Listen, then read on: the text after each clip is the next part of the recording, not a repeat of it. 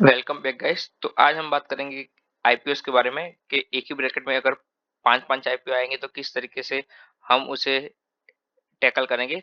कौन से आईपीओस को पहले प्रेफरेंस मैं पर्सनली दूंगा, वो आज आपके साथ शेयर करूंगा। मैं पहले आपको ये एक चीज बता देता हूँ कि मैं सारे आईपीओस को सिर्फ लिस्टिंग गेन के लिए देखता हूँ। लिस्टिंग गेन्स लेके मैं तुरंत भाग जाता हूँ, या तो मैक्स टू मैक्स अगर 2-3 दिन होल्ड कर दिया, पर उससे ज्यादा होल्ड नहीं करता मैं उसको फिर एग्जिट कर देता हूँ, क्योंकि आईपीओस मेरा मेन पर्पस होता है लिस्टिंग गेन्स। मेरे को लिस्टिंग के बाद जो मिले, अगर लॉस होता है तो लॉस एक्सेप्ट करके, या तो फिर प्रॉफिट होता है तो थोड़ा प्रॉफिट होके मैं निकल लेता हूँ। फिर अगर उसमें कोई अच्छा एक्शन आना होगा, मेरा इंडिकेटर सजेस्ट करेगा, मेरे स्ट्रेटेजी सजेस्ट करेंगे, तो वो डिफरेंट चीजें एज अ होल। तो अगर आप मेरे को पूछोगे कि ये वीडियो अगर इन्वेस्टिंग पर्पस ऑफ व्यू से कोई देखने आया है तो वो देख सकता है, तो बोलूंगा नहीं, आप इधर से डायरेक्ट चले जाओ।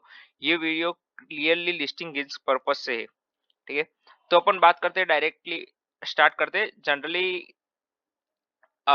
एंकर बुक के बारे में पहले सबकी बात करें तो एंकर बुक सबकी मतलब अच्छी अच्छी आई है, ऐसा नहीं किसी की खराब आई है, बहुत ज्यादा खराब आ गई है, ऐसा नहीं है, सबकी अच्छी अच्छी है। और ऑफ कोर्स जेएम एरोनॉटिक्स की बहुत ही अच्छी है। जेएम एरोनॉटिक्स या फिर मेरे को याद नहीं आ रहा, पर एक की बहुत अच्छी है, बहुत प्यारे प्यारे नाम थे। तो और विक्रम सोलार के भी डेफिनेटली बहुत ही प्यारी है। बट समझ लो कि अगर मैं टारगेट करूंगा तो किस तरीके से करूंगा, तो मैं आपको पहले सब बता देता हूँ कि आईपीएस देखो, फंडामेंटल्स तो आप अपने हिसाब से देख लेना, क्या है कंपनी के फंडामेंटल्स, पी वैल्यू, ये सब ओवर प्राइस है, वो सब आप देख लेना। बट हाँ, ये विक्रम सोलर का थोड़ा एक्सपेंसिव आईपीओ है, तो वो सब आप अपने हिसाब से देख लेना। मैं अभी डायरेक्ट डाइविंग करूंगा कि मार्केट में क्या, मतलब कितने इसकी इश्यू साइज है, उस तरीके से हम स्टेप बाय स्टेप देख ले। अगर पहले अपन बात करें तो विक्रम सोलर के इश्यू साइज क्या है, तो वो 2000 करोड़ की है। ठीक है, फिर अपन बात करें जेएम एरोनॉटिक्स की, तो ये कुछ करीब करीब 451 की है। श्री शिपिंग ग्लोबल की कितनी है, तो वो 410 की। और ये दोनों बहुत छोटे छोटे आईपीओ है, मतलब उसमें मतलब कुछ खास नहीं है, ऐसा मेरे को मतलब एक्साइटेड फील हो ऐसा। ये आईपीओ भी ये आईपीओ सबसे मतलब list excited IPO as of now होने वाला है। अगर कुछ अच्छा एक्शन आ जाता है, ठीक है, ग्रे मार्केट में अच्छा एक्शन आता है, या उसके बाद डील्स में अच्छा फर्क मेरे को देखने को मिल रहा है, या जीएमपी में देखने को मिल रहा है लास्ट डे पे, तो वो अलग चीज होती है एज अ होल।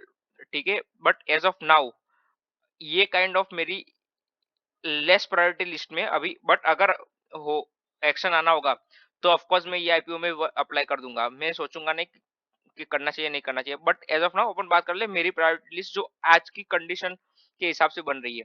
तो सबसे पहला स्मूथ एंड सिंपल मेरा ये रहता है कि मेरे को सबसे ये, अगर मैं आपसे पूछूं कि मेरे को सबसे ज्यादा अलॉटमेंट के चांसेस कौन से आईपीओ में थे, तो सिंपल चीज है कि विक्रम सोलार में। अगर आप देखोगे तो विक्रम सोलार में कितना 35% रिटेल कोटा है, तो करीब करीब 35% बहुत अच्छा। इतने बड़े आईपीओ साइज में 35% रिटेल कोटा, यानी अलॉटमेंट के चांसेस बहुत ही ज्यादा है।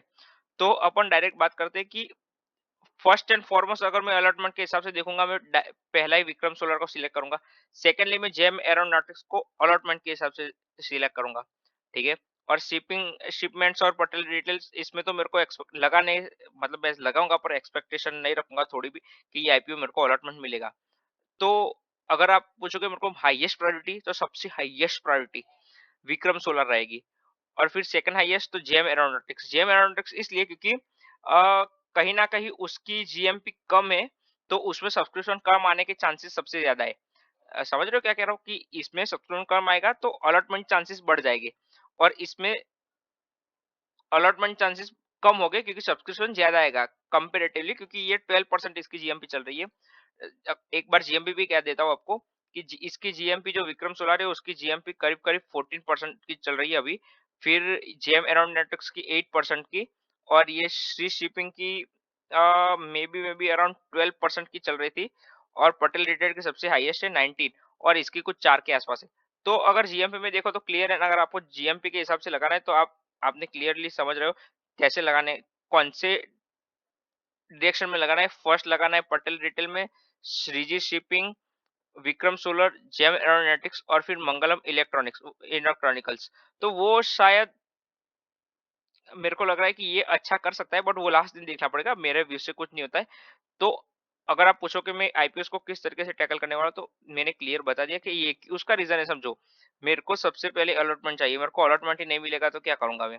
तो विक्रम सोलार में मेरे सबसे हाईएस्ट चांसेस है, भले मेरे को जीएमपी कम में है पर मेरे को अलॉटमेंट चाहिए। पहले सबसे फर्स्ट प्रायोरिटी मेरी अलॉटमेंट की रहती है, ठीक है? तो मैं विक्रम सोलार में सबसे पहले लगाऊँगा।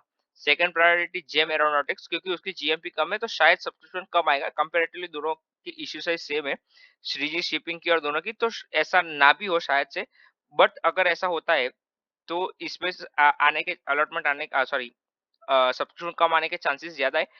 टफ अलॉटमेंट होगा नो डाउट। देखो, विक्रम सोलार को छोड़ के सारे आईपीओस में टफ अलॉटमेंट होगा, क्योंकि इश्यू साइज़ बहुत ही छोटी है।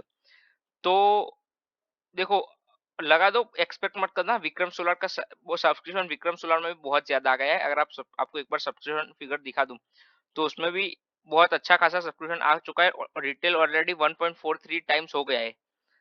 तो काइंड ऑफ मेरे को तो लग रहा है इसमें भी कंपेरेटिव थोड़ा अग्रेसिव रिटेलर्स जा रहे हैं विक्रम सोलर में भी, बट कोई दिक्कत नहीं है, क्योंकि वो बड़ा आईपीओ है, तो वो बड़ा आईपीओ है तो ऑलवेज उसमें चांसेस ज्यादा ही रहेंगे as compare to this four IPO. तो मैंने मेरा व्यू शेयर कर दिया है। तो अगर आपको कुछ और लगता है, कुछ और करना चाहिए, तो मेरे को आप बता देना, बट सिंपली बहुत सिंपल एंड शॉर्ट रखने का भाई, चीजों को समझ लो इतना।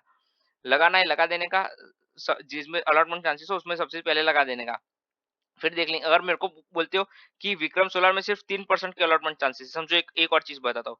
मेरे को आप बोलोगे कि विक्रम सोलार में सिर्फ 3% के अलॉटमेंट चांसेस है, ठीक है, बट मेरे को अलॉटमेंट कंफर्म्ड है, या तो फिर जीरो हो सकता है, या तो 0 से 3 के बीच की इसमें जीएमपी चल रही है, और मेरे पास कि दूसरे एक भी आईपीओ में लगाने के लिए पैसे नहीं बचेंगे, मैं सारा पैसा इसमें लगाऊंगा, क्योंकि और मेरा अलॉटमेंट कंफर्म हो जाएगा, ऐसा होगा तो मैं सारा पैसा इसमें लगाऊंगा। मैं 3% के लिए बैट करूंगा, मैं किसी और कोई भी आईपीओ को टारगेट करूंगा ही नहीं, क्योंकि इसमें मेरे को अलॉटमेंट तो मिल रहा है। अगर इन सब में टारगेट करके भी अलॉटमेंट ना मिला तो मेरे मेहनत का कोई फायदा नहीं होगा, समझो। तो बस आज के वीडियो में इतना ही, सिंपल एंड स्वीट रखेंगे। आप देख लेना वीडियो, अगर कोई भी डाउट हो मेरे को डीएम कर दो, मैं रिप्लाई दे दूंगा आपको, ठीक है? तो मिलते हैं नेक्स्ट वीडियो में।